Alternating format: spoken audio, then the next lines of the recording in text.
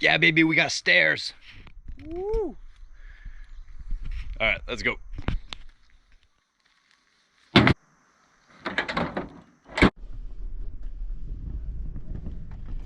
All right, finally leaving the house, going to meet up with Jake. Just gotta stop and grab some ice first.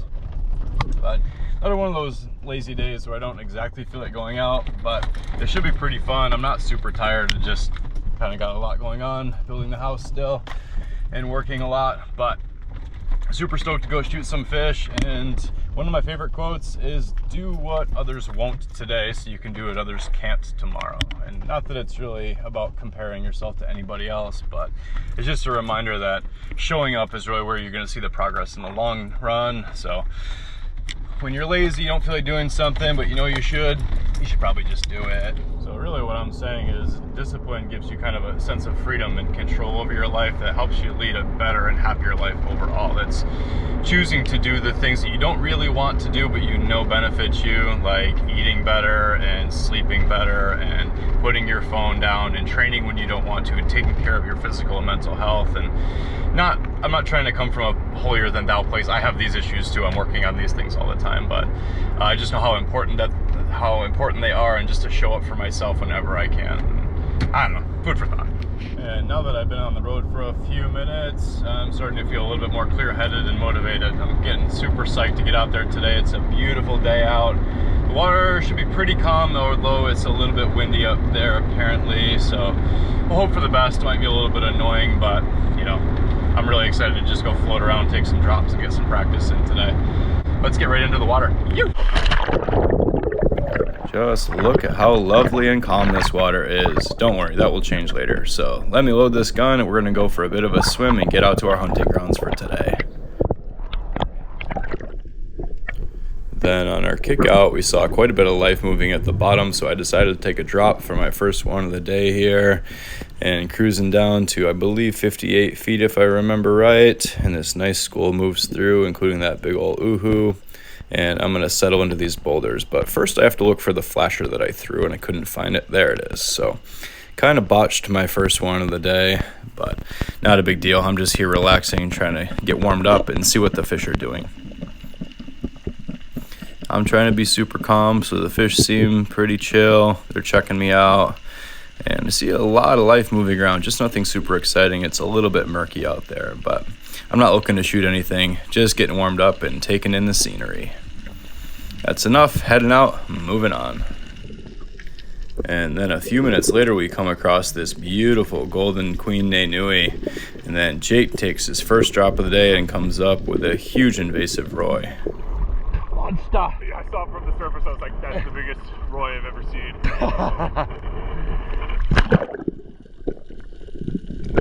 Oh yeah, 7 pounder.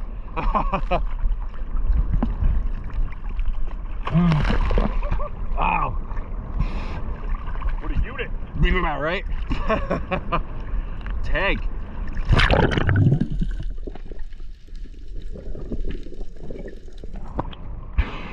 Nice work.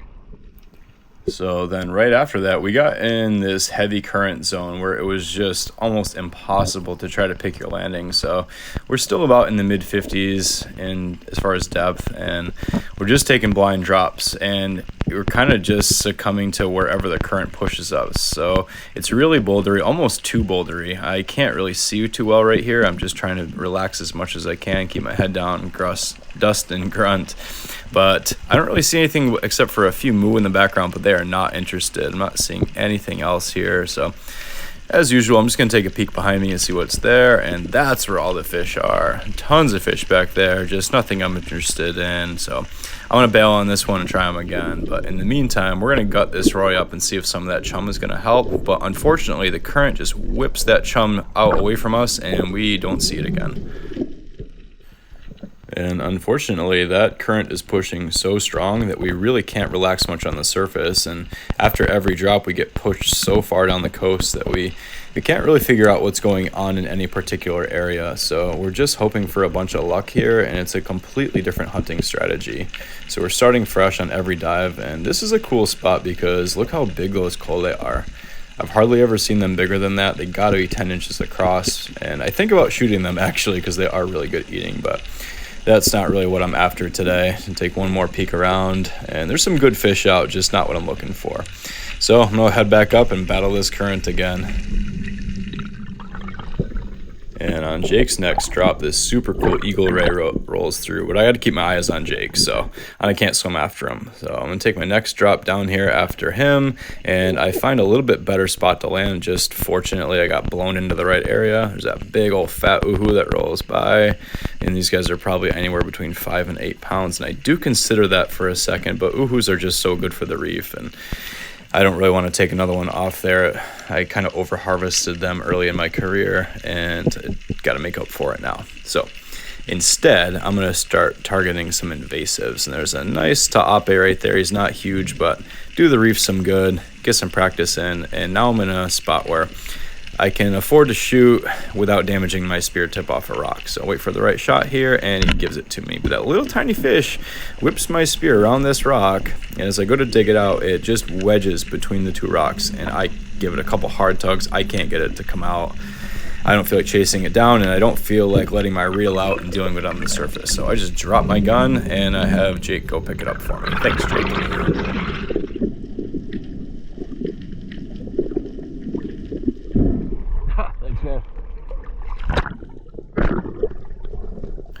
These invasive blue striped snapper were introduced to Hawaii over 60 years ago, and they do a lot of damage to the reefs. So eat as many of these as you can, and they are delicious. And then we realized how far down the coast we were being pushed by this current, so we had no choice but to start swimming back against it, which is a lot of work, dragging that buoy, thanks Jake, and trying to make up some ground that we lost. And so that bag is just too heavy, so Jake empties the chum bag, rolls it up, and eliminates some of our drag so we can go a little bit easier up this coast because it's hard enough. And then, out of nowhere, this pod of dolphins shows up and comes almost within arm's reach of us. Super cool. So we have a little swim with these guys. Always a magical experience. Never gets old.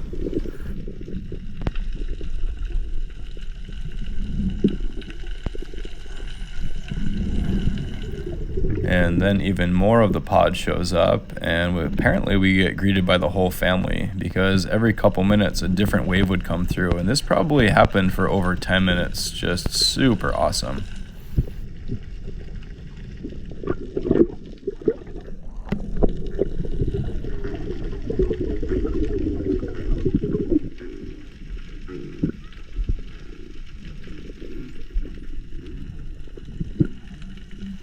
And I had my camera rolling for about 10 minutes or so. I probably could have made this an entirely its own episode. It's just so amazing to be out here with these guys every time. They must have been feeling pretty bad for us swimming against this current. I'll just show one more clip before we get back to hunting.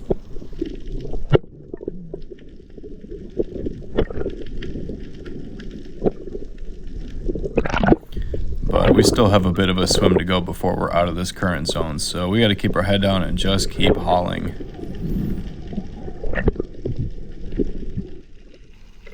And then finally we make it to this spot where the current lets off a bit, and it's still there, but it's definitely far more manageable, and we're able to actually take a breathe up for the first time all day.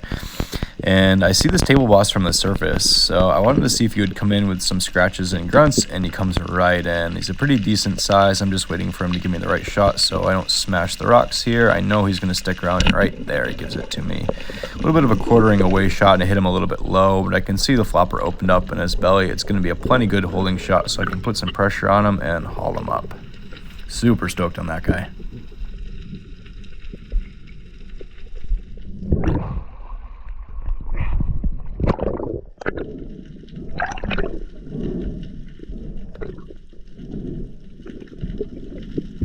And if you've watched enough of my episodes, you already know what I'm going to say.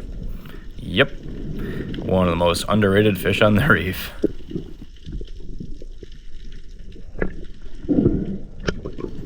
And as always, I'm going to brain, bleed, and gut right away to preserve the quality of the fish. Look at those big, beautiful teeth. And And now that we made our way into a bit calmer area, we noticed that there was some moo poking around. And when I was doing my breathe up, I actually saw a couple huge moos roll through, some goatfish. And I figured this was a good spot to hide and just look at that eel right there. Super scary puhi. That's one of the scariest things on the reef. But not to get distracted, I'm waiting for these goats to roll through there. I think I'm aimed in the right spot, and as soon as they roll through that crack, I'm going to pull the trigger. So I'm waiting patiently and trying to throw some grunts out, and nothing is happening. So this is a failed mission. I take a peek behind me, give it one more shot, but they are too smart for me. I take a peek over to see if they're back there, and they're not. They knew my tricks. They were onto me right away. A little embarrassing, waste of a dive, but it was fun anyway. So then Jake and I take a bunch of dives between us trying to figure out this moo situation. So we're in the mid-50s or so, and we're sharing some beta after every drop, where they are and what they're responding to and how to hunt them better. So we find this really nice sandy patch. They're really into the sand, especially today for some reason, and I'm trying to keep my head down. I'm throwing some sand up and gently looking around. I'm grunting more than I normally do. They seem to be into it today, but I'm not seeing them where I was before. So as usual, I'll look behind me, and that's where they are. For some reason, they always seem to come up from behind, so now I have to make my move. As smoothly and gently as I can, I'm going to move my gun over it and roll onto my side. Put my head back down so they don't think I'm hunting them, and a little bit more sand to keep their interest.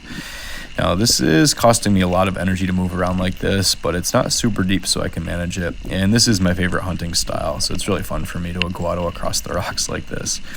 And I love to get to a position where I can hold a reef with my left hand, take a long lunge and pull, and I take a long shot there. So a little bit long for me. The shaft drops a little bit, and I just shot underneath them. But now I have an idea how to hunt these guys. I'm going to reload and go try them again.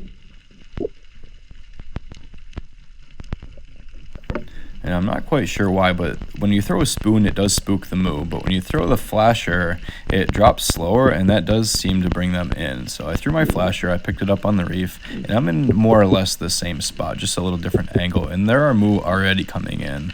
Some of them are bigger than others. I don't want to take a small one, so I feel like I'm in a really good hiding position, and my gun's perfectly laid flat on the reef, right where I want it. I can easily pick it up and shoot.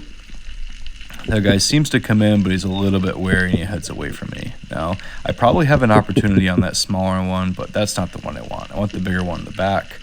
So I'm going to keep wiggling this flasher here, throw some grunts, and try to stay calm, but they're just not into it. They can read me, and they're already spooked because I shot at them last time. So this one's not going to work. I don't want to spook them anymore. I'm going to go breathe up. So clearly they were not that into my throw flasher, so I swapped it out for my spoon. I didn't throw the spoon. I'm just going to hold it in my hand here and start throwing some dust around. And I have an idea that they might be watching my hands. I don't know why. Maybe I'm making it up. But I feel like if my hand's not on the gun, they're going to feel a little bit calmer. So I just put my gun on the reef, and I'm going to use both hands to dust. So I throw some sand up. I take a look around, a couple grunts. I pick my gun back up when they show some interest because they start to come in. I'm going to try to be patient and sit behind this rock, look for a handhold on my left in case I need to lunge. The guy's almost within range. He's a pretty decent size. He's sneaking around that rock. I think he's going to come in. So I got my spoon in my hand as a flasher. I'm going to put my head back down and make them come in on me. Hey, where'd you go? Just about to take my shot. I have a shot on the smaller one, but I want the bigger one in the back. I go after them, and they spook for some reason. Okay, so I'm figuring this out. So this is drop number 700 on these moo, and we're starting to get over it. So I tell Jake, I know, I'm ready to go in, so let's just give it one more. I settle back in the same patch, and I'm going to give it my all. Got my spoon in my hand, keep my head down, land as gently as I can, and throw dust up with both hands. A lot of dust. I want them to think I'm digging through the sand, and I'm going to keep my head down. And the more rustling around I can do, the more interest they're going to gain. So I take a gentle look around. They're starting to come in. So now I have to strategize how I'm going to aim my gun at them without spooking them. So they're on my right, and I have to get the gun over this rock.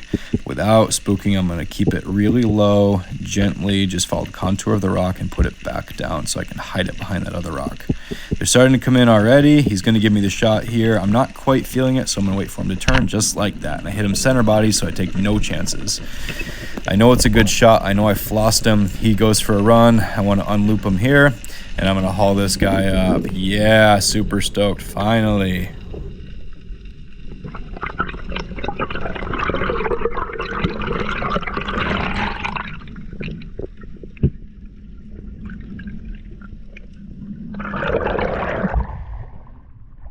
Finally. There we go. Work for him.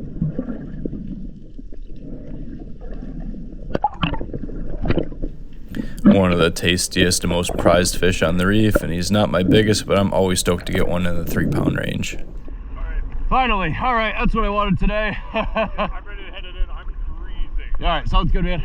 I'm ready. Very cool. So I don't do this very often, but I just did take the camera off my head and held it in my hand just to get a little bit different perspective. So I took a duck dive down on here because I saw these really big oohoos. Just wanted to get a shot of them as we're heading in here in the shallows, and head back up because I got a little bit of swell I got to battle to get out of the water here. A nice, gentle, easy, quick duck dive. Come back up, exhale, and just practice my hook breath here. Hook, and throw my snorkel back in. And since we've been out here, our exit point got really rough and turbulent, so I'm battling, kicking pretty hard against this current and swell and the whitewash, and I finally bust through it, and I run into all these super cool bait fish. I don't know what they are, but they're pretty awesome and super pretty. But that's enough for today. Time to get out of the water.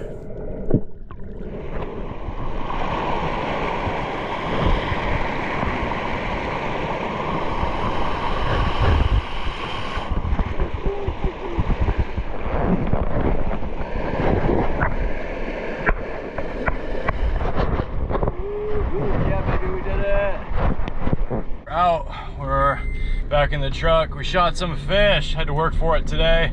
Didn't need a whole lot, just super stoked to get what we got, and got some good practice in. So now I'm gonna go grab something to eat and we'll go home and clean this stuff up. Just gotta put some reps in before I chop up this fish.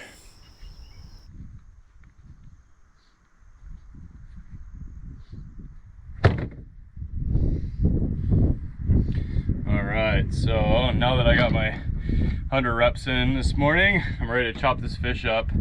I did the moo last night, but I really didn't feel like doing the table boss because I wanted to focus on this guy in the light. So that guy's been on ice overnight, and it's not my biggest one, but he's definitely, you know, big enough to be stoked about. That's a male one. They're purple. The females are yellow. I think the males just taste a little bit better. I don't know why. Maybe I'm crazy.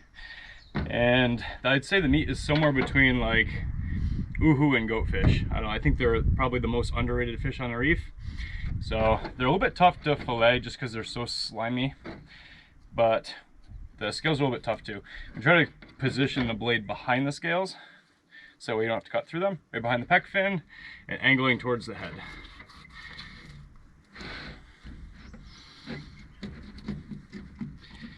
A really sharp knife helps a lot. It's my carbon steel, freshly sharpened.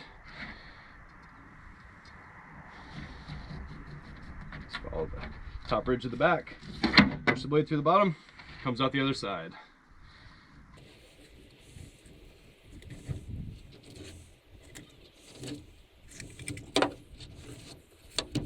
Just like that, nice and clean. So it's nice white meat. It's really flaky when you cook it. Some people get turned off because it's a little bit slimy when you're filleting the fish, but once it's cooked, it is fantastic. The flavor is great, the texture is great. Keep that out of the sun.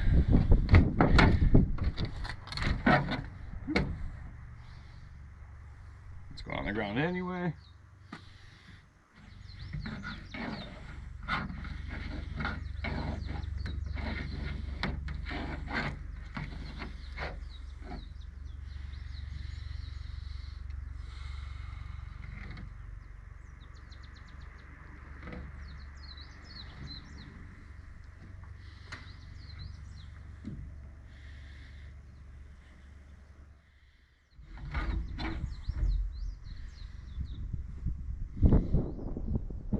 So these pin bone strips that I cut out of the middle of the fillet that have all the little bones in the middle of it, that's what I feed Nepo. I have 2 cats, they're brother and sister. Moo, the male cat, does not eat raw fish. And he'll eat anything else, but he doesn't eat raw fish. Nepo, the girl cat, will only eat raw fish and her cat food, and that's it. So if you ever see me feeding these to the cat, that's Nepo. Moo is interested, but he won't eat it. And I also don't know where she is right now. She's usually not around in the middle of the day or after early morning. She's usually only here early and late at night, so I'll save this for her for later. There she is. Come on. Oh my goodness. Want some fish? Come here. You're a good girl. There you go.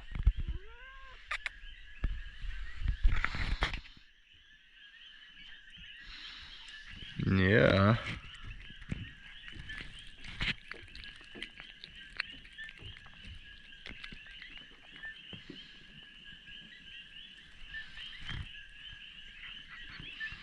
Wouldn't want to miss out. Good girl. It's been a pretty long day, but we're ready to eat now. So this is what we make most nights. I can't believe I haven't done this cook here before. It's kind of similar to the stuff I've done in the past, but most of the time this is just our straight up go-to. It's got everything we need. It's easy to put together. It tastes great and it makes us feel really good. So we have a beet, a carrot, an onion, some coconut milk, some local mushrooms, and our fish and spices, and that's pretty much it. Start by mincing up this beet.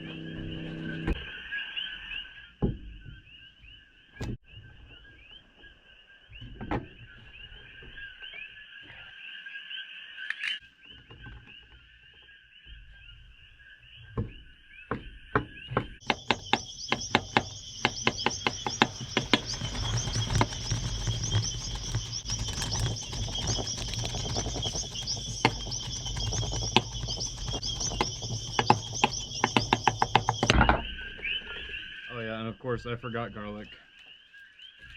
And I think 3 cloves will probably be plenty. Okay, so now that the pan is hot, we always want to get it hot first. We're going to add some coconut oil to it. A kind of liberal amount.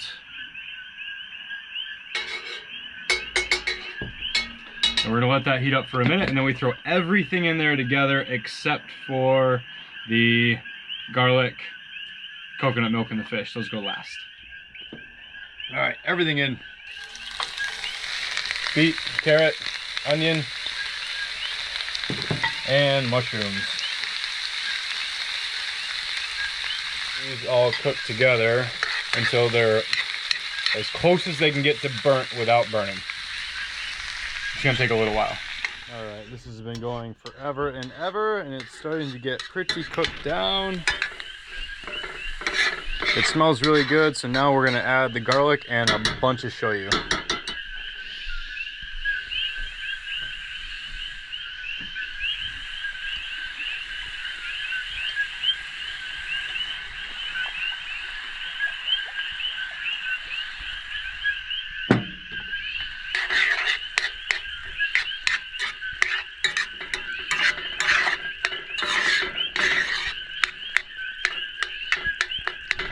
So we're just gonna give that a couple minutes, let the garlic cook just a little bit, then we're gonna add all the coconut milk into it. All right, so now that that garlic is cooked ever so slightly, we're gonna add a whole can of coconut milk.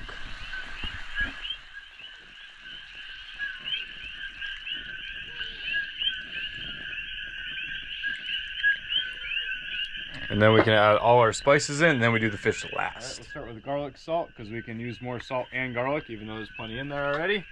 It's actually kind of hard to over salt this, so that's why I put so much shoyu in it. And almost every time it's kind of under salted, right? So go kind of hard on the salt. Black pepper as usual.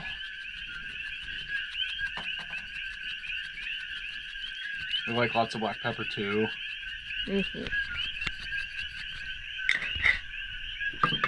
Turmeric, crucial ingredient. We like a lot of this too, just not too much of it. That's about good right there. Just enough to be healthy. A little bit of flavor. People want some too? Yeah, right. She smells that fish. Some chili powder. Like a little extra spice, a little something different. And of course, some ginger.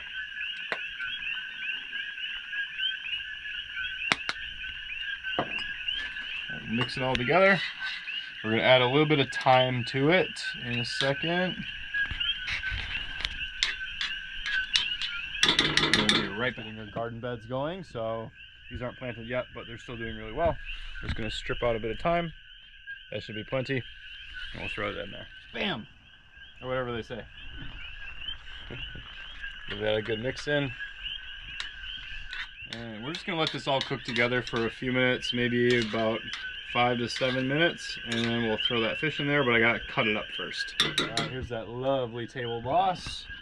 So, I like to cut against the grain first, since the grain is going this way. I'm gonna cut slices this way. It just falls apart easier in there. See that grain going that way? We're gonna cut against it. More or less. Neepo does not care at all, does she? Alright, fine, you can have one piece. Come here. Ravenous. Yeah. You monster. It's gone already. She inhaled that. Inhaled that. You like that table boss. See? She knows a good fish. She knows. And then we'll cut these a little smaller chunks.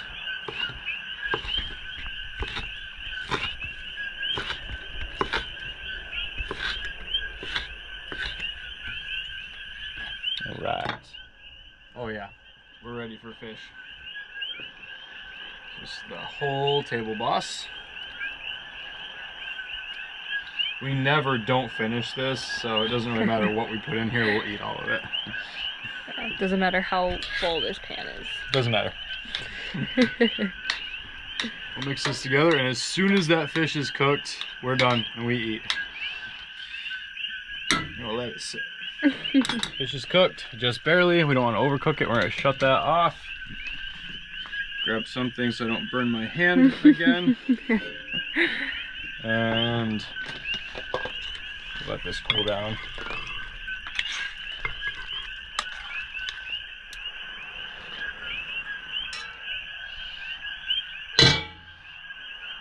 Boom.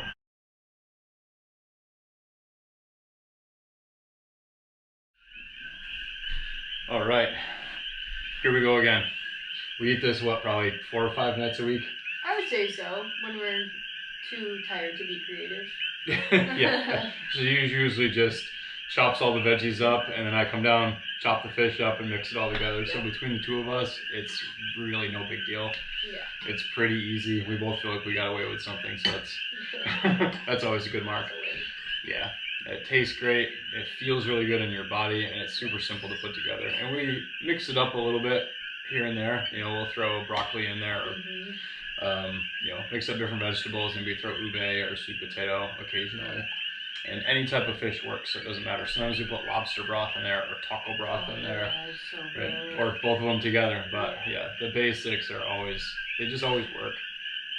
And you know, this time, like, just reiterating, was like, just, it wasn't another epic day or anything. I mean, we don't need it to be that. It's really just consistency and showing up and getting the practice in, you know. So yeah, it was a kind of a tough day out there, battling that current, and you know how many drops we took and trying to get those fish to come in. It was just tough, but yeah, it's not like I need to like see what this tastes like. We eat all the time. But beets is like one of our go-tos, and one of the main reasons beets and carrots is because beets actually improve your cardio. They do kind of mimic red blood cells, so they can help you hold your breath longer. I'll look into it a bit. I don't feel like getting into all the science right now, but especially raw beet juice. But eating red beets, I don't know if golden beets work. I don't think they do. But red beets in particular, they can help you with your breath hold and your cardiovascular. So yeah, give it a shot. Do your own research on it. But either way, it works for us. We're just glad to be able to, you know, get the fish that we got and get out there for another day of practice. It was, you know, just rewarding again. Table loss is so good. Nice treat. Yeah, yeah. And table loss is just always a winner. So anyway, we're gonna eat. We're gonna get back out there again real soon. Hopefully we'll have an epic day one of these times. But until then, we're just gonna keep collecting some fish so we can feed ourselves. That's the whole goal. That's what this is all about. So thank you guys so much for watching. Catch you soon.